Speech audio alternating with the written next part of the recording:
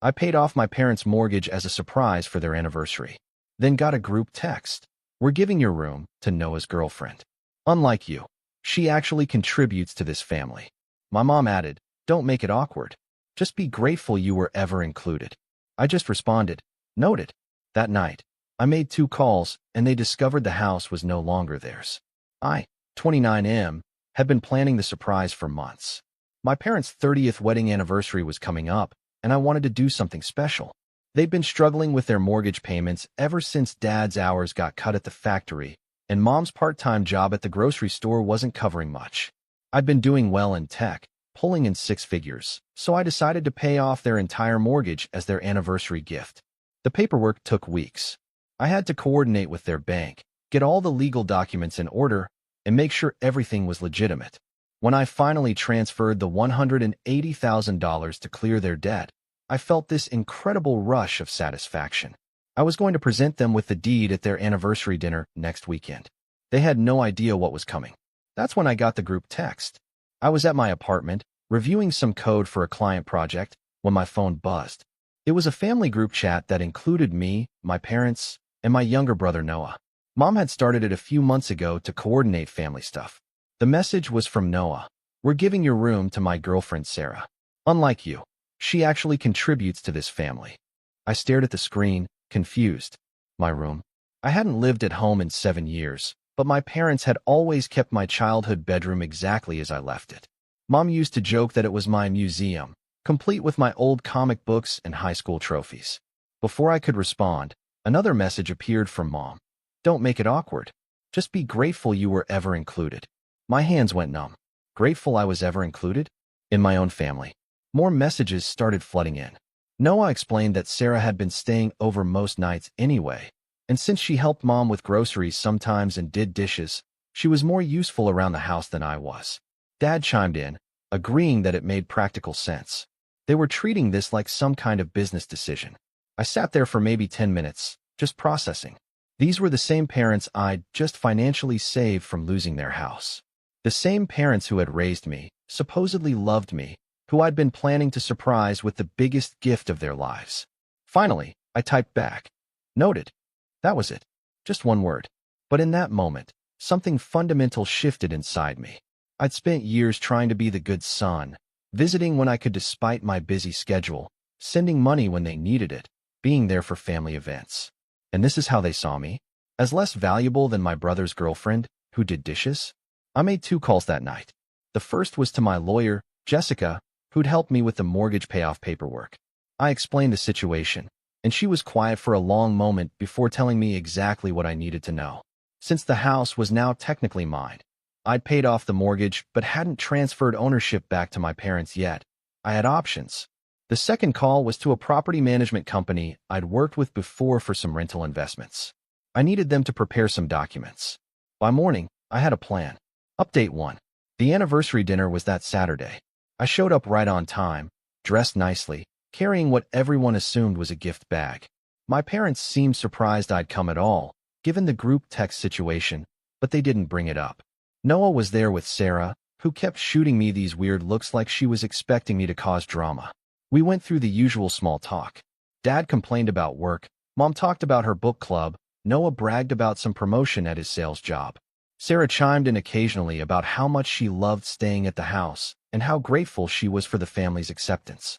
When it came time for gifts, my parents opened the usual stuff, a nice picture frame from Noah and Sarah, some flowers, a bottle of wine from Mom's sister.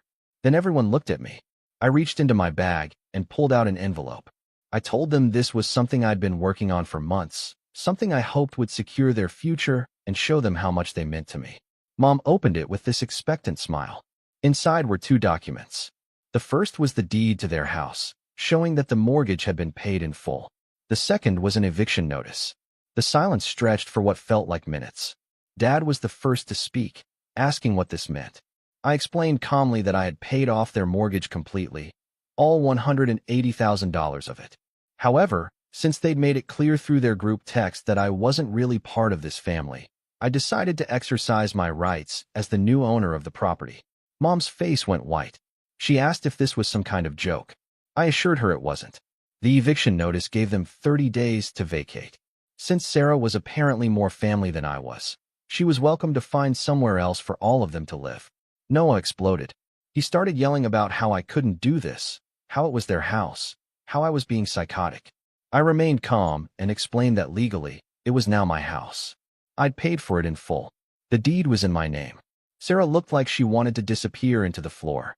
She stammered something about not knowing about the group text, but I cut her off. I told her this wasn't about her personally, but about the family's priorities. Dad tried the guilt trip approach. He talked about how they'd raised me, sacrificed for me, how I couldn't just throw them out on the street. I acknowledged that they had raised me, and that's exactly why this hurts so much. They'd raised me to believe family meant something, then treated me like an outsider the moment it was convenient. Mom started crying, asking what they were supposed to do. I pulled out another envelope. Inside were the keys to a decent 2-bedroom apartment I'd already paid first and last month's rent on, along with a security deposit. It was across town, nothing fancy, but clean and safe. I told them they had a place to go, but it wouldn't accommodate Sarah. The dinner ended with Noah screaming at me, calling me vindictive and cruel. Mom was sobbing, asking how I could do this to them. Dad just sat there, staring at the documents. I left them with the papers and walked out. Update 2. The next few days were intense. My phone wouldn't stop ringing. Relatives I hadn't heard from in years were calling to tell me I'd gone too far. Apparently, word had spread through the family network about what I'd done. My aunt called me selfish and heartless. She said family doesn't abandon family, regardless of what happened. I reminded her that I'd literally just prevented my parents from losing their house, and asked where all these concerned relatives were when Mom and Dad were struggling with mortgage payments. Uncle Mike tried the reasonable approach, suggesting we could work something out. Maybe I could let them stay and we'd figure out some kind of arrangement. I told him that ship had sailed when they decided to give away my childhood bedroom and announced that I should be grateful to be included in the family. The worst call was from my grandmother. She was disappointed in me, she said. This wasn't how she'd raised my father, and it wasn't how they'd raised me. I loved my grandmother, so this one actually stung. But I reminded her about the group text, about being told I wasn't as valuable to the family as my brother's girlfriend. I asked her if she thought that was how families should treat each other. Noah sent me dozens of texts over those first few days. Most were insults, calling me petty and vindictive. A few were attempts at negotiation. Maybe Sarah could find somewhere else to stay. Maybe they could all apologize. But it was too late for that. They'd shown me exactly where I stood with them, and I was simply responding accordingly. The interesting thing was how quickly the narrative shifted once people learned the full story. When my cousin heard that I'd paid off the entire mortgage as a surprise gift, only to be told I wasn't really family, she went quiet. When my dad's brother found out about the group text, he stopped calling me names and started asking what Mom and Dad had been thinking. By day 4, a different pattern emerged. Some family members were starting to reach out not to criticize me, but to ask if I was okay. My cousin Lisa, who I'd always been close to, called to say she couldn't believe Mom had said that to me. She asked if there was anything she could do. But the most important call came from Sarah herself. She sounded nervous, apologetic. She wanted me to know that she'd had no idea about the group text until the dinner. Noah had sent it without telling her, and she was mortified when she found out. She'd never asked for my room, never wanted to cause family drama. She was planning to break up with Noah anyway. Apparently, this whole situation had shown her some sides of him she didn't like. I believed her. Sarah had always seemed decent enough, and she genuinely sounded upset about the whole thing. I told her I didn't blame her personally, but that didn't change what had happened between me and my family. Update 3. 2 weeks into the eviction period, things took an unexpected turn. Dad showed up at my apartment. He looked exhausted, older than I remembered. He asked if we could talk, and I let him in. He didn't try to argue about the legalities or guilt-trip me about family obligations. Instead, he just apologized. He said he'd been thinking about that group text every day since the dinner, and he was ashamed. He admitted they'd been taking me for granted, treating me like I owed them something just because I'd been successful. Dad explained that when I'd moved out and started doing well for myself, he'd felt proud, but also somehow left behind. Noah still needed them, still asked for help and advice. I seemed to have everything figured out. They'd started seeing me as self-sufficient to the point where they forgot I might still want to feel included, still want to feel like I belonged. The group text had been Noah's idea, but Dad admitted he'd gone along with it because he'd been frustrated about money and taking it out in the wrong direction. They'd been so focused on their own struggles that they'd lost sight of how their words would affect me. He wasn't asking me to change my mind about the house. He said he understood why I'd done what I did, and he probably would have reacted the same way in my position. He just wanted me to know that he was sorry, and that he loved me, and that he hoped someday we could rebuild some kind of relationship. I appreciated the apology, but I told him it would take time. The trust was broken. They'd shown me exactly how they really felt, and I couldn't just forget that. Mom called later that same day. Her approach was different from Dad's, more emotional, more desperate. She kept saying she never meant for the text to sound the way it did, that she'd been stressed about money and hadn't thought it through. She begged me to reconsider, to find some way we could work this out.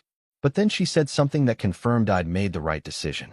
She asked if I could at least let them stay in the house if they promised to treat me better. She was still thinking of this as a negotiation, still trying to manage the situation rather than genuinely understanding what she'd done wrong. I told her the same thing I'd told Dad, that I appreciated her reaching out, but the damage was done. Meanwhile, Noah had gone completely silent. No more angry texts, no more phone calls. According to Dad, he was staying with a friend and barely speaking to anyone in the family. Sarah had indeed broken up with him, and he was apparently taking it hard on top of everything else. Part of me felt bad for Noah. He was younger, maybe he'd just made a stupid mistake.